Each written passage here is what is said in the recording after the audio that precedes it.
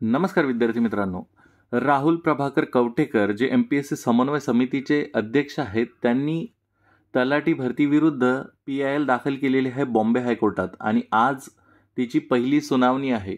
त्याच्या आधीच सरकारने त्याचा निकाल काल रात्रीतच निकाल जाहीर करण्यात आलेला आहे आणि ही PILची सुनावणी आज आहे. जी त्यांनी PIL दाखल केली होती ती 13 ऑक्टोबर 2023 रोजी दाखल केलेली PIL आहे तलाठी भरती विरुद्धची.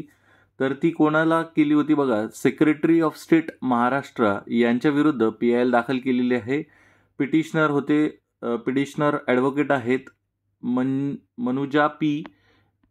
तर यांनी राहुल कवठेकरच्या वतीने सेक्रेटरी स्टेट ऑफ महाराष्ट्र म्हणजे सचिव जे आहे महाराष्ट्र राज्याचे सचिव यांच्या विरुद्ध केस दाखल केलेले आहेत आणि त्यांची सुनावणी होणार होती. आज पहिली सुनावणी आहे त्यांची. तर ह्याच्यामध्ये जे आहेत तर त्याच्याबद्दल काल एक टेलिग्रामवरती MPSC समन्वय समितीने लिहिलं होतं की तलाठी आणि इतर भरती घोटाळ्याबाबत आम्ही केलेल्या याचिकेवर उद्या मुंबई उच्च न्यायालयातील माननीय मुख्य न्यायाधीशांच्या पीठासमोर सुनावणी आहे. त्यांनी कळवलेलं आहे. कोणी कळवलेलं आहे? स्पर्धा परीक्षा समन्वय समितीने महाराष्ट्र राज्य यांनी कळवलेलं आहे. आता बघण्यासारखी गोष्ट आहे की आज PILमध्ये तर तडकाफडकी रिझल्ट होत नाहीत. आजच्या आज रिझल्ट होणार नाही.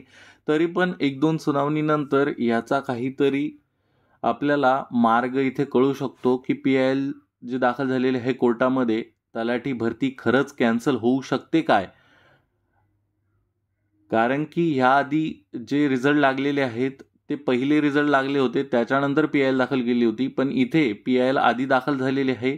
तर सगळ्यांसाठी एकच गोष्ट बघण्यासारखी आहे की हा रिझल्ट तलाठी भरती हा रिझल्ट कॅन्सल होईल काय? तर सगळ्यांच्याच आकांक्षा उत्कंठा लागून राहिलेले आहे. जे प्रामाणिक विद्यार्थी आहेत ते इथे भरडले जाण्याची शक्यता आहे. जे जेन्युइन कॅन्डिडेट आहेत ज्यांना कमी स्कोअर आहे त्यांचासुद्धा इथे नुकसान होण्याचे चान्सेस आहेत. जर भरती रद्द झाली कुठल्याही बाजूला जरी परडं फिरलं तरीही दोन्ही विद्यार्थ्यांचे नुकसान आहेत. तर ह्याला मध्यम मार्ग हा जर शोधला असता सरकारने तर कदाचित ही मोहीम एवढी ॲग्रेसिव्ह झाली नसती. तरीसुद्धा सरकारला अजून पण वेळ गेलेली नाही आहे. हे तडकाफडकी रिझल्ट लावून 26 जानेवारीपर्यंत नियुक्तीपत्र देण्यापेक्षा सरकारने विद्यार्थ्यांनी ज्यांनी गैरप्रकार केला आहे त्यांना खरंच मनापासून एवढा त्रास द्या की परत आयुष्यात कोणत्याही पिढीने असा घोटाळा करण्याचे त्यांच्यामध्ये धमक आली नाही पाहिजे.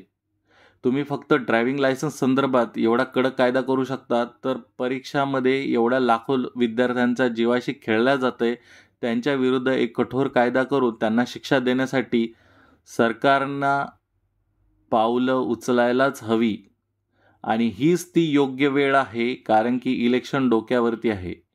एवढेच बोलून मी माझे 2 शब्द संपवतो. जय हिंद, जय महाराष्ट्र. धन्यवाद.